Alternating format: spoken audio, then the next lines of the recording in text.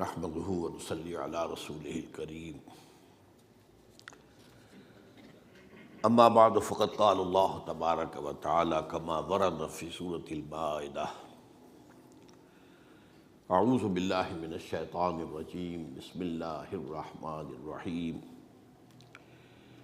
وقالت اليهود والنصارى نحن ابناء الله واحباؤه قل فلم يعذبكم بذنوبكم بل انتم بشر ممن خلق یغفر لمن یشاء ویعذب من یشاء وللہ الملک السماوات والارض وما بینہما والیہ المصیر صدق اللہ العظیم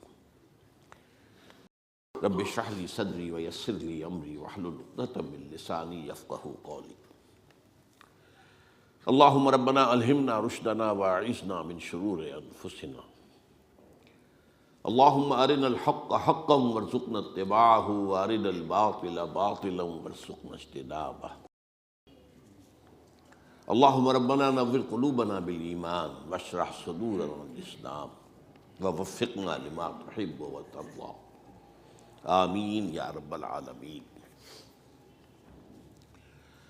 قرآن مجید کا ہر پڑھنے والا یہ نوٹ کرتا ہے کہ عذاب الہی کا تذکرہ بار بار آتا ہے۔ ایک عذاب تو ہے آخرت کا، جہنم کا، وہ تو یوں سمجھیے کہ قرآن مجید کے جو بنیادی عقائد ہیں، بنیادی ایمانیات ہیں، ان میں شامل ہیں۔ اس کے بغیر، اس کو مانے بغیر تو کوئی شخص مسلمان ہو ہی نہیں سکتا۔ لیکن ایک دنیا میں عذاب قوموں پر آتے رہے، مختلف حالات میں آتے ہیں۔ ہمارے ہاں بھی کبھی ہوتا ہے کہ یہ زلزلہ آ گیا تو یہ اللہ کا عذاب ہے، اس پر پھر کنٹروورسی شروع ہو جاتی ہے کہ یہ تو جو بھی دنیا کے طبعی معاملات ہیں یہ فزیکل لاز کے تحت ہوتا ہے، اس کو خام خواہ عذاب قرار دینا جو ہے۔ میں اس وقت صرف اشارہ کر رہا ہوں، میں اس معاملے میں کوئی اس وقت بحث نہیں کر رہا، لیکن آج میں یہ چاہتا ہوں کہ یہ جو عذاب اللہ تعالیٰ کی دنیا میں آتے رہے ہیں، یا جن کی کہ دھمکی دی جاتی رہی ہے، جن کی خبر دی جاتی رہی ہے، جن سے ڈرایا جاتا رہا ہے، اگرچہ مختلف النوع اور گوناگون قسم کے رہے، اور بظاہر ان میں کوئی خاص ربط اور کوئی منطقی تعلق نظر نہیں آتا، لیکن یہ سب اللہ تعالیٰ کے ایک قانون کے تحت ہے۔ قرآن مجید میں اللہ کے قانون کو سنت اللہ کہا گیا ہے۔ لن تجد لسنت اللہ تبدیلا ولن تجد لسنت اللہ تحویلا۔ اللہ کی سنت ایک ہے، وہ گویا کہ اللہ کا قانون ہے جس کے تحت کہ وہ اس کائنات کے معاملات کو چلا رہا ہے۔ یہ سنت اللہ کا لفظ جو ہے سورۃ الاحزاب میں بھی آیا ہے، سورۃ الفاطر میں بھی آیا ہے، سورۃ الفتح میں بھی آیا ہے۔ تو آج میں آپ کے سامنے رکھنا چاہتا ہوں کہ وہ سنت اللہ کیا ہے، عذاب خداوندی کے بارے میں اللہ کا قانون کیا ہے۔ اب یہ قانون بھی قرآن مجید میں کہیں ایک جگہ بیان نہیں ہوا ہے، اس کی دفعات جیسے کہ ہماری قانون کی کتابوں میں ہوتی ہیں، دفعہ اتنے دفعہ وار اس کی ترتیب ہو، یہ نہیں ہے۔ قرآن مجید کا انداز یہ ہے ہی نہیں۔ قرآن مجید میں آپ کو معلوم نماز کا حکم تو آیا بے شمار مرتبہ، وضو کا کہیں آ رہا ہے، تیمم کا کہیں آ رہا ہے، رکوع و سجود کا کہیں اور تذکرہ ہو رہا ہے، قیام پر کہیں اور زور دیا جا رہا ہے۔ تو وہ سب کو جوڑ کر، اور ان کو جوڑنے والی شے ہے سنت رسول صلی اللہ علیہ وسلم، لیکن یہ کہ ان کو جوڑ کر آدمی جو ہے وہ پورا معاملہ اخذ کر سکتا ہے۔ تو قرآن مجید میں جو یہ عذاب خداوندی کا ذکر ہے، اس کے اعتبار سے جو سنت اللہ ہے وہ جو آئی ہے، تو اس پر جو غور و فکر میں نے کیا، اور یہ آج سے یوں سمجھیے کہ 15-16 سال قبل کی بات ہے، تو میری جو کتاب ہے سابقہ اور موجودہ مسلمان امتوں کا ماضی، حال اور مستقبل، اس کا دوسرا چیپٹر اسی موضوع پر ہے، میں آج اسی پر گفتگو کر رہا ہوں۔ یہ سنت اللہ کیا ہے؟ 5 باتیں اہم نوٹ کرنے کی۔ پہلا جو اصول ہے وہ یہ ہے کہ یہ دنیا دارالامتحان ہے، دارالجزا نہیں ہے۔ بیسیکلی یہ دارالامتحان ہے۔ خلق الموت والحیات لیبلوکم ایکم احسن عملا۔ سورہ ملک میں جو فرمایا، اس نے یہ موت اور حیات کا سلسلہ اس لیے بنایا ہے تاکہ تمہیں جانچے، پرکھے، آزمائے کہ کون ہے تم میں سے اچھے عمل کرنے والے۔ یہ ایک امتحانی وقفہ ہے۔ یہ بات ذہن میں رہے کہ قرآن مجید کی روح سے انسان کی زندگی جو ہے وہ بہت طویل عمل ہے، بہت طویل عمل ہے، بہت طویل عمل ہے۔ وہ جو اقبال نے کہا ہے کہ تو اسے پیمانہ امروز و فردا سے نہ ناپ، یہ آج کل پرسوں، یہ 7 دن میں ہفتہ ہو گیا، پھر مہینہ ہو گیا، یہ پیمانے کیا ہے؟ انسان کی زندگی ان پیمانوں سے ناپی جانے والی نہیں ہے۔ تو اسے پیمانہ امروز و فردا سے نہ ناپ، جاوداں پہم دواں ہر دم جواں ہے زندگی، بہت طویل ہے۔ سب سے پہلی بات تو ہم جانتے ہیں ایک یہ حیات دنیاوی ہے، ایک حیات برزخی ہے جو آج آنکھ بند ہوگی یہاں قبر میں اتار دیے جائیں گے تو حیات برزخی شروع، وہ بھی حیات ہے۔ پھر حیات اخروی ہے جس کا کوئی حد ہے ہی نہیں، جاوداں پہم دواں ہر دم جواں ہے زندگی، وہ تو اس کا تو خاتمہ بھی ہے ہی نہیں۔ اور اس میں ایک اور بات جو لطیف ہے، جو میرا جو کتاب چاہے کہ زندگی، موت اور انسان، یہ چھوٹا سا کتاب چاہے، میرا خیال ہے 20-25 صفحے ہوں گے کل، اس میں ایک اور حقیقت میں نے بیان کی ہے۔ ایک زندگی اس دنیا میں آنے سے پہلے ہم گزار کے آئے، وہ زندگی تھی صرف روحانی زندگی، ارواح تھی ہماری، اجساد نہیں تھے، جسم نہیں تھے۔ اور ان ارواح سے اللہ نے عہد لیا تھا، الست بربکم قالوا بلا۔ اب ظاہر بات ہے کہ جن سے عہد لیا گیا ہے وہ کوئی معدوم شے تو نہیں تھی، وہ کوئی مردہ شے تو نہیں تھی۔ عہد تو ہوتا ہے، آپ کہتے ہیں میں بقائمی ہوش و حواس اقرار کرتا ہوں، تو بغیر کسی ہوش و حواس کے عہد کا کوئی سوال ہی نہیں۔ تو ایک زندگی ہماری وہ تھی جو اس دنیا میں آنے سے پہلے ہم گزار چکے ہیں۔ اسی کو قرآن مجید میں سورہ مومن میں جو بیان کیا گیا ہے، یہ پھر اس میرے کتاب سے کوئی آپ پڑھیں گے تو بات پوری سمجھ میں آئے گی کہ جہنمی جو ہے نا یہ فریاد کریں گے، ربنا امتنا اثنتین واحییتنا اثنتین فاعترفنا بذنوبنا فہل الی خروج من سبیل۔ اے اللہ تو نے ہمیں 2 مرتبہ مارا، 2 مرتبہ زندہ کیا، تو اب یہاں سے نکلنے کی بھی کوئی شکل ہے کہ نہیں؟ 2 مرتبہ مارا، اور مارا پہلے ہے، امتنا اثنتین واحییتنا اثنتین۔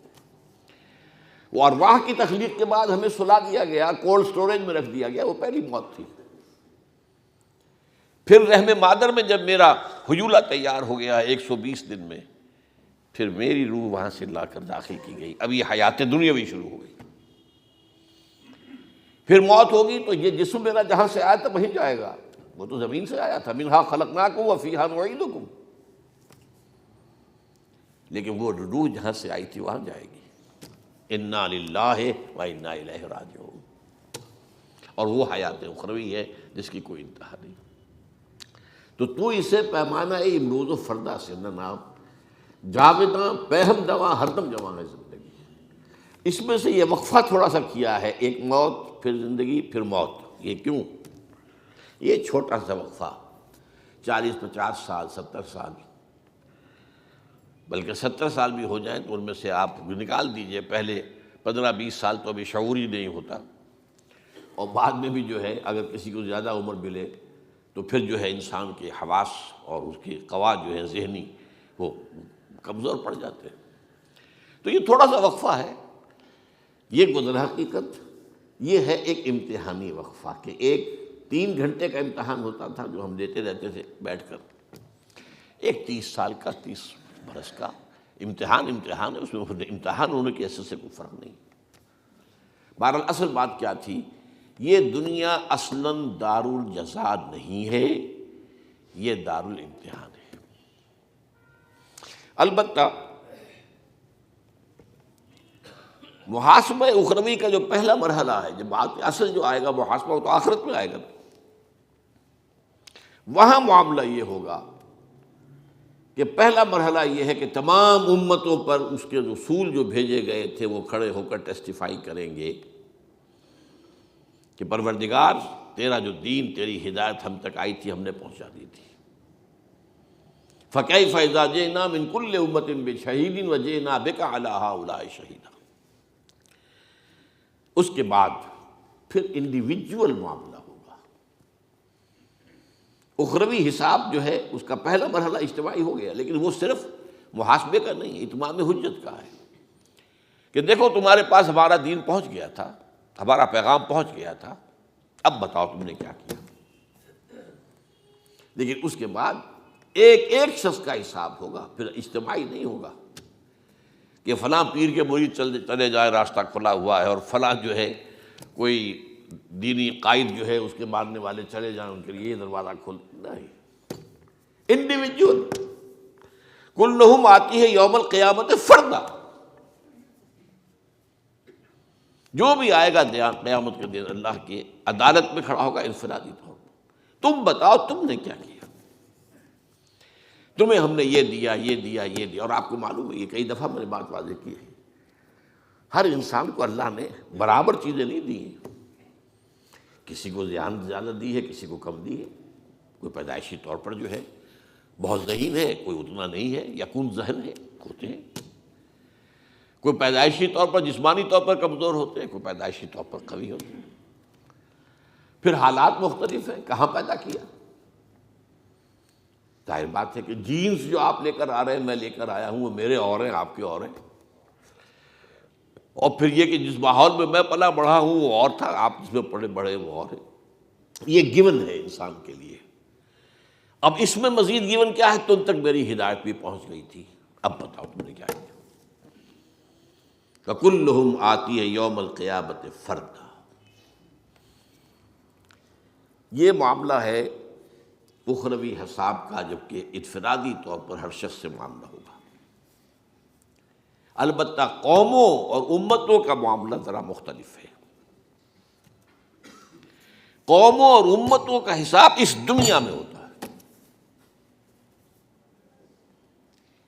وہاں معاملہ قومی سطح پر نہیں ہوگا، انفرادی سطح پر ہوگا۔ ہو سکتا ہے کہ کوئی شخص محمد کا امتی اس کے ساتھ ہو اور وہاں اسے جہنم میں ڈال دیا جائے۔ کیوں؟ تمہارے دل میں ریاکاری تھی، بات ختم۔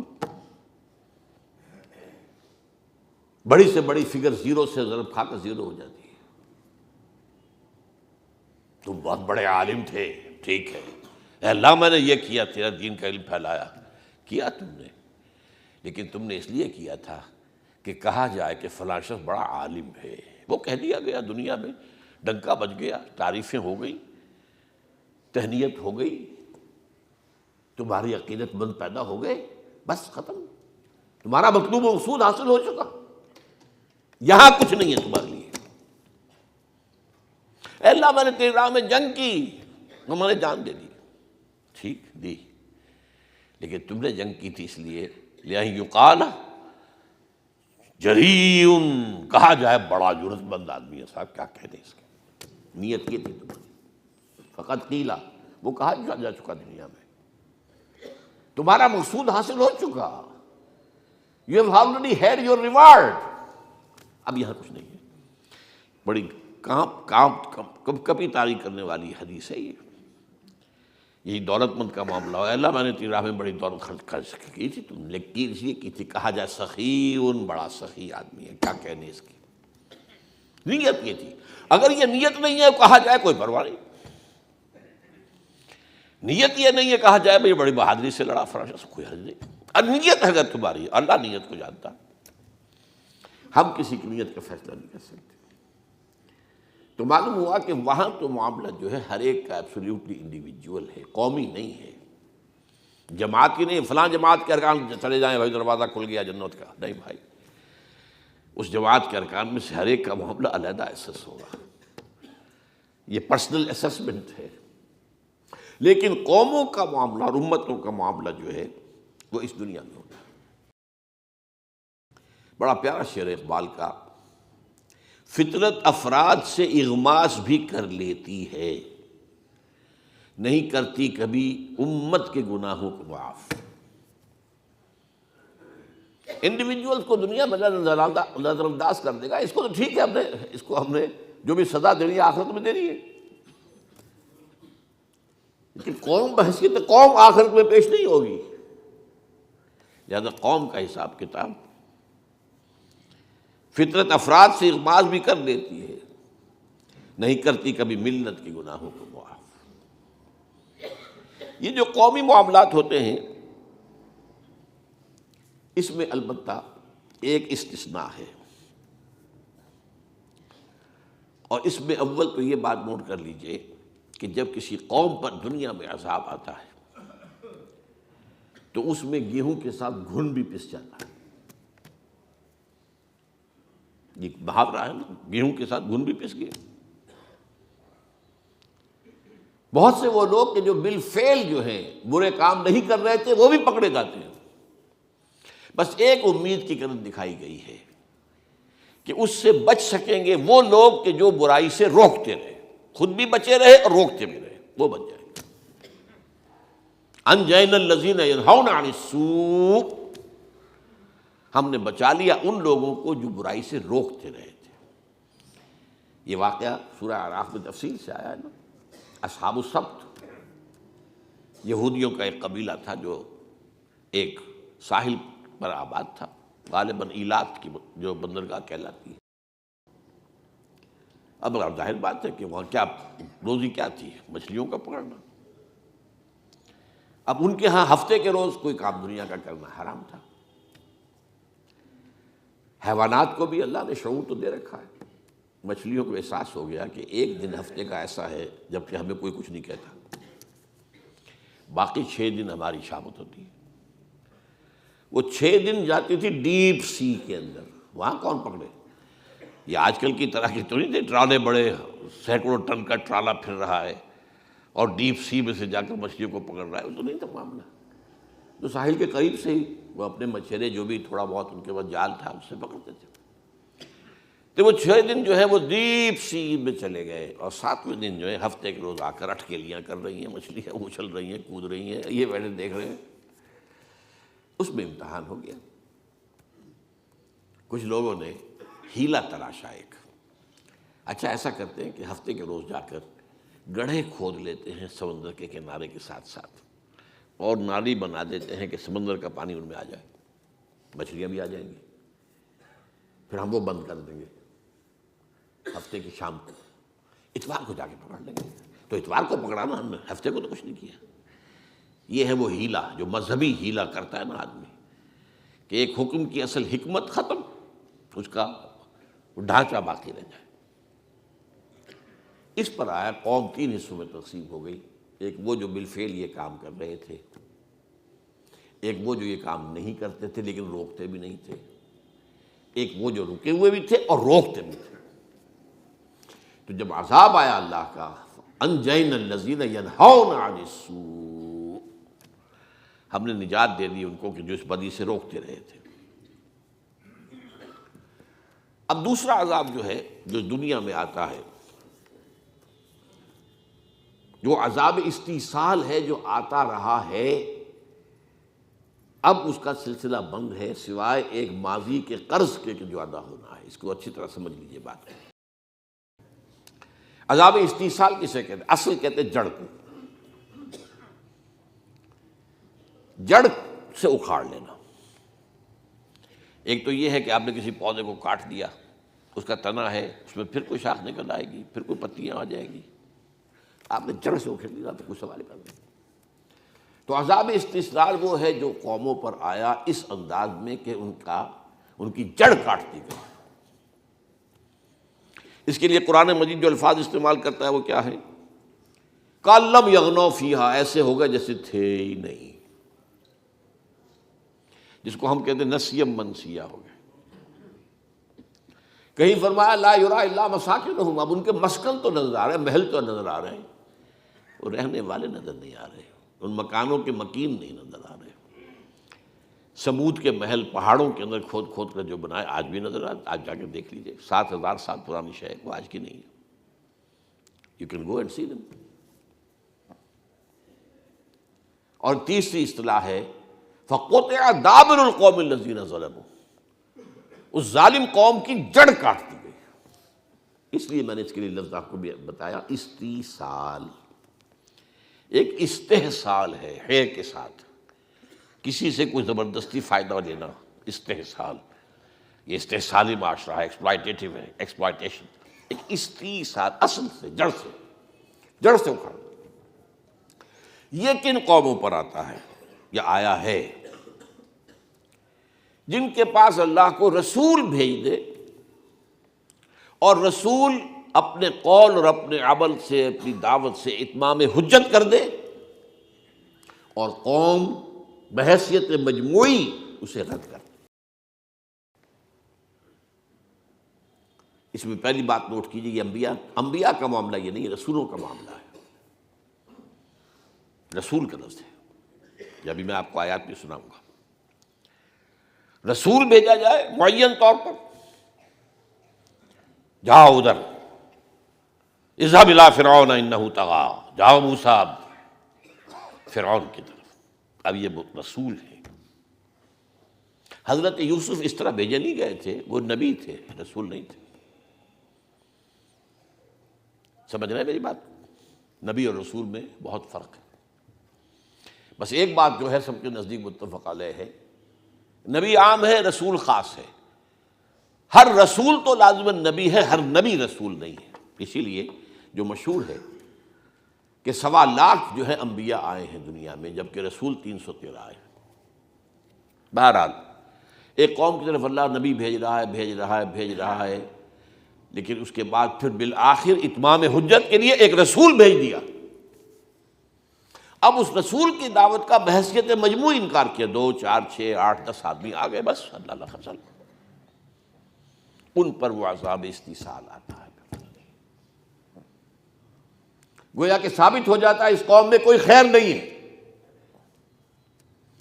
وہ جو میں نے کچھ دنوں پہلے آپ کو سورہ نوح کی آیات سنائی تھی، وقال رب لا تذر على الارض من الكافرين ديارا انك ان تذرهم يضلوا عبادك ولا يلدوا الا فاجرا كفارا۔ اے پروردگار، اس قوم کا بیج مارا گیا ہے، یہاں سے کسی خیر کی توقع نہیں، ان کی نسلوں میں سے بھی کوئی اب جو ہے خیر کی طرف آنے والا نہیں۔ کس درجے مایوسی اور کس قدر غضب۔ تو جب رسول آ گیا اور بات نہیں مانی تو پھر وہ قوم ہلاک کر دی جاتی تھی۔ کأن لم یغنوا فیہا لا یری الا مساکنہم قطع دابر القوم الذین ظلموا۔ یہ معاملہ ہوا حضرت نوح کی قوم کے ساتھ، حضرت ہود کی قوم کے ساتھ، حضرت صالح کی قوم کے ساتھ، حضرت لوط کو جن شہروں کی طرف بھیجا گیا، حضرت شعیب کی قوم کے ساتھ، آل فرعون کے ساتھ۔ یہ 6 رسول جو ہیں، ان کے بارے میں بار بار قرآن مجید میں ان کے معاملات آئے ہیں تکرار اور اعادے کے ساتھ۔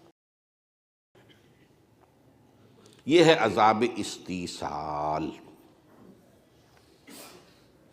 اس میں بھی ایک بات تو میں نے آپ کو بتا دی کہ نبی کا معاملہ نہیں ہے، یہ رسول کا معاملہ ہے۔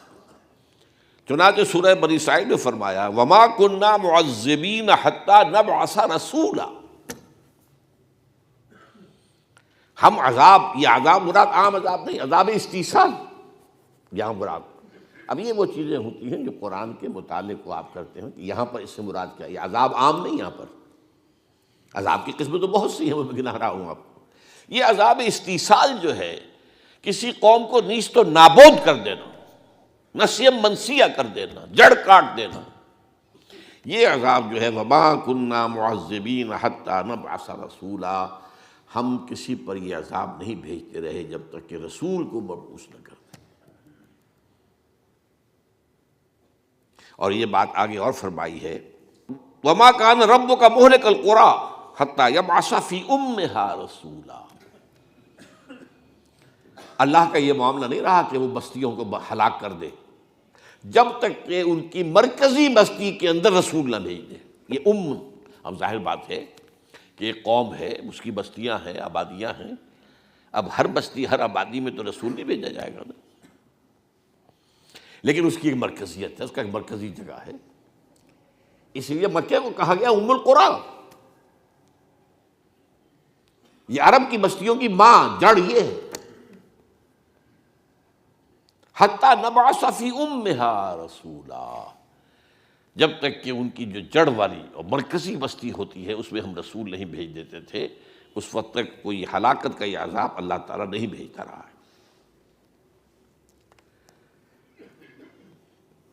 یہ عذاب بھی ایک اور بات جو قرآن سے معلوم ہوتی ہے سورہ سجدہ سے، ایک دم نہیں آ جاتا۔ رسول ہے، دعوت دے رہا ہے، بات ابھی پہنچ رہی ہے، کچھ تک پہنچ گئی ہے، کچھ تک ابھی نہیں پہنچی ہے، لیکن اس دوران میں اللہ چھوٹے چھوٹے عذاب بھیجتا رہتا ہے تاکہ ہوش میں آ جائے۔ جاگ سکتے ہو تو جاگ جائے۔ آسانیوں سے عیش ہے، کھانے کو آ رہا ہے، یاتیہا رزقہا رغداً من کل مکان، رزق بھی چلا آ رہا ہے، کھا رہے ہیں، تو آدمی کے اندر ظہور پیدا ہو جاتا ہے، غفلت پیدا ہو جاتی ہے۔ اسی لیے حدیث میں آتا ہے نا، ما قل و کفا خیر مما کثر و الہا، جو چیز زیادہ ہو اور تمہیں غافل کر دے اس سے بہتر ہے وہ جو کم ہو لیکن کفایت کر جائے، بس ضرورت پوری ہو جائے، کسی کے سامنے ہاتھ نہ پھیلانا پڑے، اپنی عزت نفس ہتھیلی پر رکھ کر کسی کے سامنے پیش نہ کرنی پڑے۔ ما قل ہو کم، ما قل و کفا خیر مما کثر و الہا، یہ بہتر ہے اس سے کہ جو کثیر ہو لیکن اس کثرت کی وجہ سے غفلت آ جائے، الہا ہو جائے، الہاکم التکاثر۔ پھر آدمی جو ہے سمجھتا ٹھیک ہے مال تو ہے میرے پاس، کائے کی فکر ہے۔ اس اعتبار سے یہ عذاب استیصال کے آنے سے پہلے چھوٹے چھوٹے عذاب، وَلَنُذِيقَنَّهُم مِّنَ الْعَذَابِ الْأَدْنَىٰ دُونَ الْعَذَابِ الْأَكْبَرِ لَعَلَّهُمْ يَرْجِعُونَ۔ یہ سورہ سجدہ کی آیت ہے۔ یہ سورہ مبارکہ جو حضور جمعے کو عموماً فجر میں پہلی رکعت میں پڑھتے تھے، سورہ سجدہ۔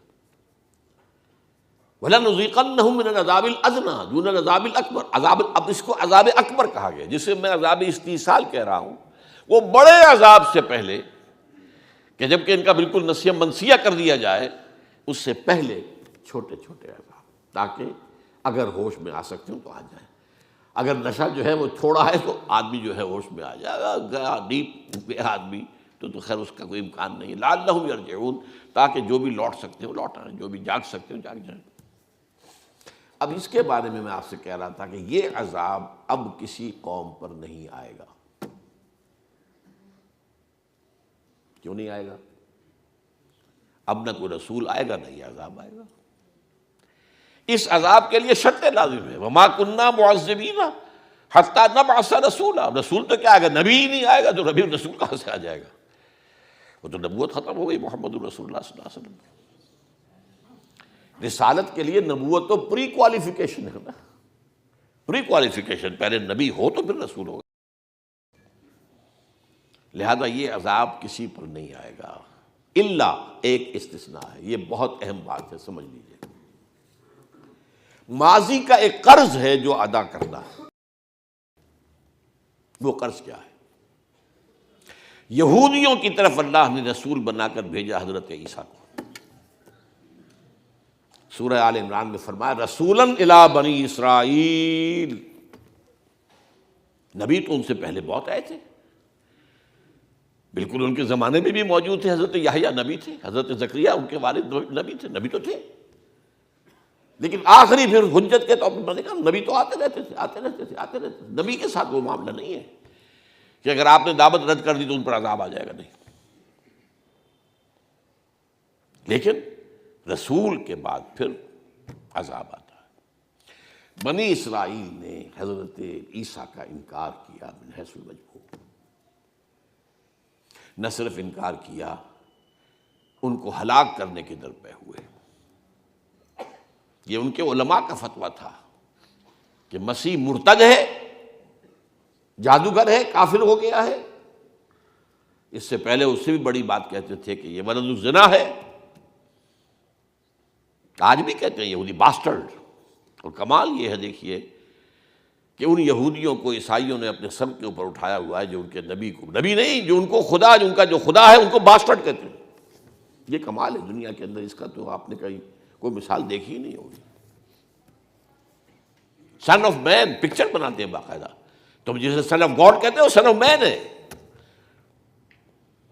اتنی ان کی جرت ہے، جسارت ہے، اس طرح چھائے ہوئے ہیں عیسائیوں کے اوپر۔ فرنگ کی رگے جہاں پنجہ یہود میں، عیسائیت در حقیقت پنجہ یہود کے اندر ہے، اعلی کار ہے۔ لہذا اللہ نے کیا کیا، ایک شکل تو یہ تھی کہ اسی وقت یہود کے اوپر عذاب استحصال آ جاتا۔ اللہ نے جیسے کہتے ہیں کہ ذرا اس مقدمے کو ابھی فریز کر دیجئے، عیسیٰ کو اٹھا لیا زندہ اور ان پر سے عذاب ٹال دیا، انہیں ایک اور موقع دیا گیا۔ محمد صلی اللہ علیہ وسلم کی آمد پر اب بھی تمہارے لیے موقع ہے، اگر ایمان لے آؤ محمد پر صلی اللہ علیہ وسلم، تمہاری نجات ہو جائے گی۔ انہوں نے حضور کو نہ صرف رد کیا بلکہ بدترین دشمن جو ہیں، حضور کے زمانے سے لے کر اس زمانے تک بدترین دشمن یہودی ہے۔ ہندو تو ایک لوکل سا معاملہ ہے، ہندو ہندوستان کی سرحدوں سے باہر کبھی نکلا ہی نہیں، وہ تو ایک بہت ہی ایک اپنے ہی جو بھی کہیے کلیا کے اندر گڑ پھوڑنا ہے، ان کے اندر بھی دشمنی بہت ہے، لیکن آپ مقابلہ نہیں کہ جو یہود کے اندر دشمنی ہے حضور کے خلاف۔ تو یہ جو یہود کا معاملہ تھا، یہ قرض ہے ابھی جو ادا ہونا ہے، اور اسی لیے آپ کے علم میں ہونا چاہیے، احادیث صحیحہ سے ثابت ہے حضرت مسیح ہی دوبارہ آئیں گے، نزول مسیح، اور انہی کے ہاتھوں عذاب آئے گا۔ یہ قرض ہے پچھلا جو ادا ہوگا۔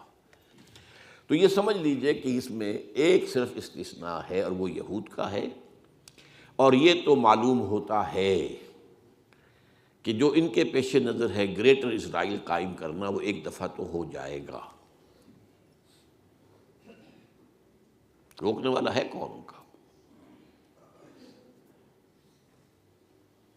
آپ کو معلوم ہے پیا بنے کوتوال ڈر کا ہے کا، دنیا کا کوتوال امریکہ کا ہے، امریکہ میرے پنجے میں ہے، ختم بات۔ ابھی جو انتخاب وہاں ہوا ہے کھل کر کہہ دیا تھا یہ ہمارا ہی ساتھی ہے، ہمارا یہ تو خاص طور پر ہمارا ساتھی ہے۔ اس نے تو اوباما نے تو اپنا وائٹ ہاؤس کا جو چیف آف سٹاف بنایا وہ یہودی، کٹر یہودی، کٹر یہودی، لیکوڈ پارٹی سے تعلق رکھنے والا، ایکسٹریم رائٹسٹ، زائنسٹ۔ ابھی جو کچھ ہوا ہے خاموش رہا ہے اوباما، ایک حرف نہیں کہا اس نے، جو کچھ بھی فلسطینیوں کے اوپر اور غزہ میں جو بھی قیامت ڈھائی گئی ہے، ایک حرف نہیں کہا۔ دو باتوں کے بارے میں وہ پازیٹیو رہا ہے، اسرائیل کا ساتھ اور افغانستان میں رہنا ہے، اور پاکستان کا بھی بھرکس نکال دینا ہے اگر باز نہیں آتا۔ ہی از کنسسٹنٹ آن دیٹ، اور یہ بات اب کہی جا رہی ہے کہ بش کے مقابلے میں کہیں زیادہ سخت رویہ ہوگا اوباما کا، اس لیے کہ امریکن ایڈمنسٹریشن کا یہ خیال تھا کہ یہ جتنے پیسے ہم سے لے رہا ہے تو اتنا کام اصل میں کر نہیں رہا، بلکہ پاکستانی فوج کا ایک عنصر ہے کہ جو طالبان کو سنبھال کے رکھنا چاہتا ہے مستقبل کے لیے، کہ آئندہ یہ ہمارے ساتھی بن سکیں گے اور ہمارے مددگار بن سکیں گے۔ بہرحال یہ ایک میرے آج کے موضوع سے علیحدہ بات ہو گئی، میں صرف آپ کو یہ بتا رہا تھا کہ یہ استثناء ہے کہ وہ عذاب استحصال اب کسی اور قوم پر نہیں آ سکتا، اس لیے کہ نہ نبی آئے گا، نہ رسول آئے گا، نہ عذاب استحصال آئے گا۔ وما كنا معذبین حتی نبعث رسولا، اور وہ جو میں نے آپ کو آیت سنائی دوسری، وما كان ربك مهلك القرى حتی یبعث فی امها رسولا، سوائے اس کے کہ یہودیوں کا گریٹر اسرائیل بنے گا، لیکن یہی greater graveyard of the Jews بنے گا۔ احادیث میں کھلی خبریں موجود ہیں، واضح خبریں موجود ہیں، وہ آخری عذاب استحصال ان پر آنا ہے، یہ لیکن ماضی کا ایک قرض ہے جو ادا ہوگا۔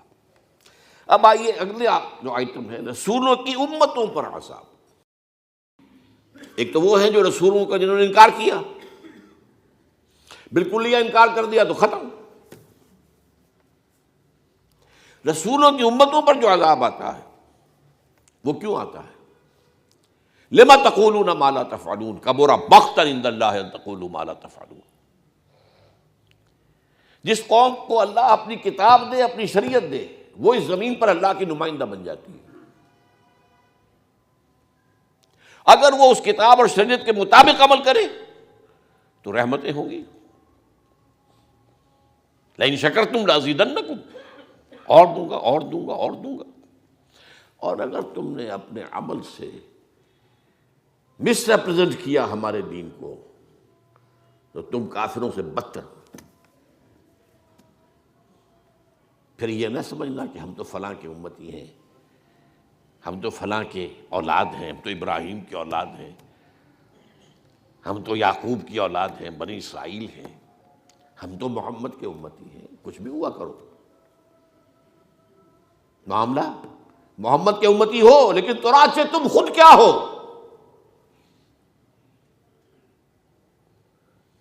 یہ عذاب جو ہے، اس کو اچھی طرح ہمیں جو سمجھنا ہے وہ یہ عذاب ہے۔ اس عذاب کے بارے میں یہ جان لیجئے کہ اس میں دو اس کی شقیں ہیں۔ ایک عمومی جو پوری امت کے اوپر آ جاتا ہے، وہ کیا ہے؟ ذلت اور مسکنت، کمزوری اور کم ہمتی۔ یہ معنوی شے ہے، یہ مادی شے نہیں، معنوی شے ہے، کمزوری اور کم ہمتی۔ اور دوسرا عذاب ہوتا ہے قتل و غارت، دشمنوں کے ہاتھوں شکست، قتل غارت۔ یہ عذاب جو ہے وقتاً فوقتاً وقتاً فوقتاً وقتاً فوقتاً یہ بھی ہوتا ہے۔ اب آپ اس کی جو کلاسیکل ایگزامپل ہے، اپنی بات میں براہ راست کر دوں گا تو آپ کے جذبات کو ٹھیس لگے گی، شاید آپ مجھ سے ناراض بھی ہو جائیں۔ امت محمد کے بارے میں یہ باتیں کرتا ہے صلی اللہ علیہ وسلم۔ اسی لیے ایک شعر بھی میں نے کوٹ کیا ہے اس میں، خوش طرح باشد کے چھرے دل براں، گفتہ آیت در حدیث دیگراں۔ کسی اور کی بات میں کوئی بات کہہ دی جائے تو پھر آدمی کے لیے اپنے لیے بھی اس کو قبول کرنا آسان ہو جاتا ہے۔ ہم سے پہلی امت تھی امت بنی اسرائیل، امت موسیٰ۔ موسیٰ صاحب کتاب تھے اور صاحب شریعت تھے، عیسیٰ صاحب شریعت نہیں تھے، صاحب کتاب تھے۔ عیسیٰ اصل میں وہی بنی اسرائیل کے سلسلے کی کڑی ہے، کوئی علیحدہ امت نہیں ہے۔ امت دو ہی ہے، امت موسیٰ، امت محمد صلی اللہ علیہ وسلم۔ اب آپ نوٹ کیجئے امت موسیٰ کے بارے میں قرآن 4 دفعہ کیا بات کہہ رہا ہے۔ سورہ بقرہ میں 2 دفعہ، یا بنی اسرائیل اذکروا نعمتی التی انعمت علیکم وانی فضلتکم علی العالمین۔ یہ تو اتنی تمہیں یاد ہوں گی آیتیں۔ 6 رکوع کی پہلی آیت میں یہی ہے، 15 رکوع کی پہلی آیت پھر یہی، ایگزیکٹلی دی سیم ورڈز۔ اے بنی اسرائیل یاد کرو میرے اس احسان کو جو تم پر ہوا، اور میں نے تمہیں تمام جہان والوں پر فضیلت دی تھی۔ یہ الفاظ یہ کسی یہودی کے نہیں ہیں، یہ اللہ کے کلام ہے۔ یہ کوئی تورات کے نہیں ہے کہ کسی نے لکھ دیا ہوگا، یہودی نے شامل کر دیے ہوں گے الفاظ۔ اس سے آگے بڑھیے، سورہ جاثیہ میں فرمایا وَفَضَّلْنَاهُمْ عَلَى الْعَالَمِينَ۔ 3 دفعہ ہو گیا، 4تھی مرتبہ سورہ دخان میں ہے وَلَقَدْ اخْتَرْنَاهُمْ عَلَىٰ عِلْمٍ عَلَى الْعَالَمِينَ۔ ہم نے تو ان کو چن لیا تھا اپنے علم کی بنیاد پر تمام جہان والوں۔ اب دیکھیے ان کے قول کی تائید کر رہا ہے قرآن۔ دیکھ لیں، we are the chosen people of the lord, ہم تو خدا کے چنیدہ بندے ہیں، منتخب بندے ہیں، ہمیں تو چنا ہے، قرآن کہہ رہا ہے وَلَقَدْ اخْتَرْنَاهُمْ عَلَىٰ عِلْمٍ عَلَى الْعَالَمِينَ۔ وہ اندازہ ہوا آپ کو اس امت کی عظمت کا؟ ویسے تو ہم لفظ یہودی گالی کے طور پہ استعمال کرتے ہیں نا، وہ ٹھیک ہے، لیکن آپ اس امت کے بارے میں قرآن کیا کہہ رہا ہے؟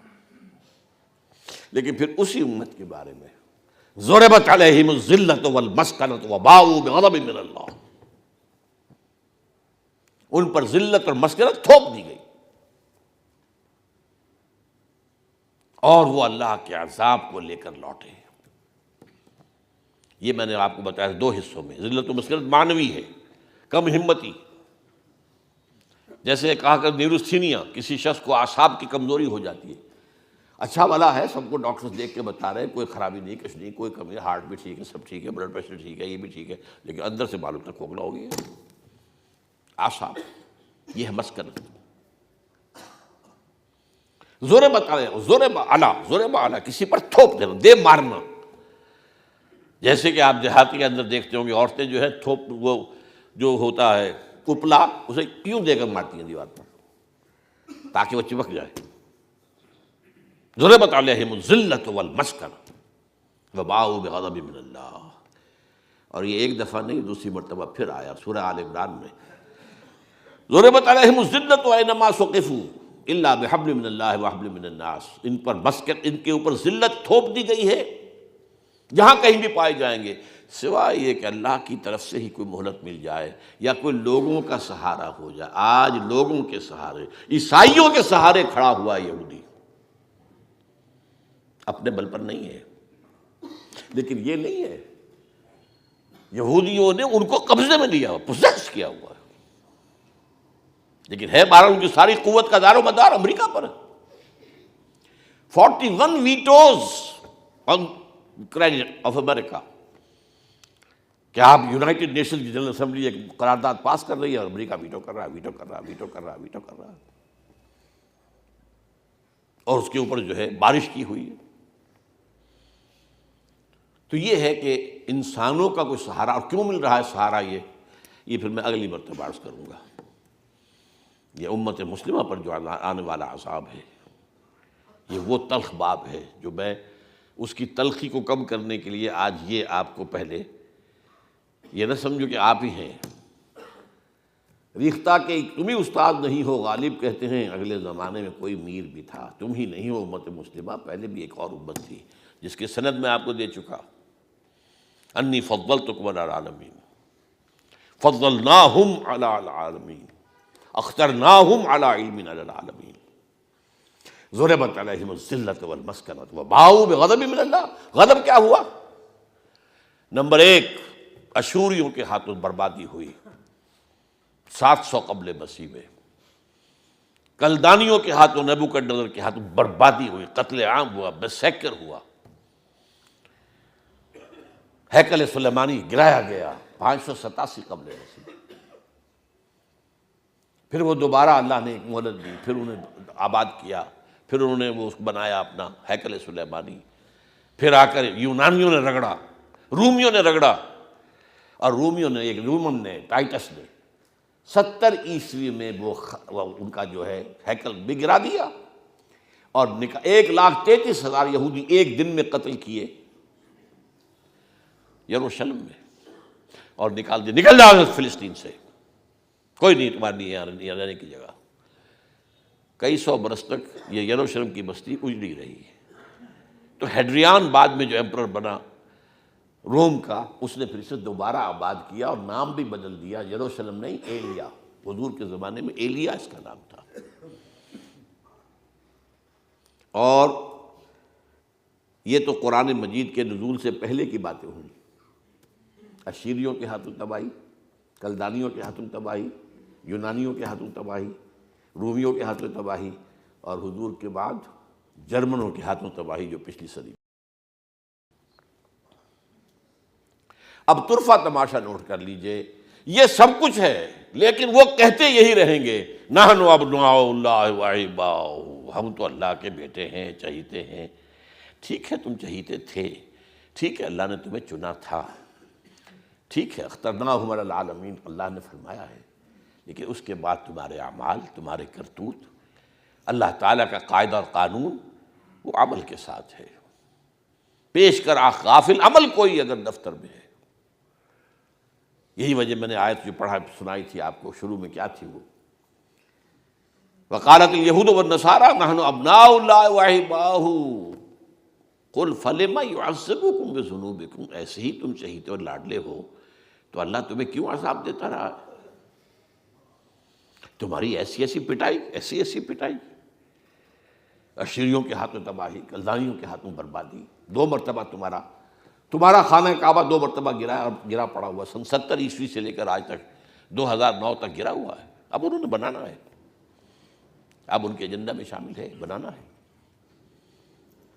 لیکن اس کے باوجود زوم یہ ہے کہ ہم اللہ کے چہیتے، we are the chosen people of the Lord, اور زوم یہ ہے کہ لن تمسنا النار الا ایاما معدودات، ہمیں تو آگ چھو ہی نہیں سکتی، ہم یعقوب کی اولاد ہیں، بخشے بخشائے ہیں، یہ تو اللہ دوسروں کی آنکھوں میں دھول جھونکنے کے لیے ہمیں چند دن کے لیے شاید جہنم میں ڈال دے، ورنہ ہمیں نکال دے گا فوراً۔ یہ ہوتے ہیں وہ پھر عقیدے جو بن جاتے ہیں، جو راسخ ہو جاتے ہیں۔ حالات کچھ اور کہہ رہے ہیں اور ہم کچھ اور کہہ رہے ہیں، منچیوی گوئے بتمورہ منچیوی سرایت۔ بہرحال یہ میں نے آج آپ کے سامنے قرآن کا قانون عذاب یہ آپ کے سامنے بیان کیا ہے۔ اقول قولی ھذا واستغفر اللہ لی ولکم ولسائر المسلمین والمسلمات۔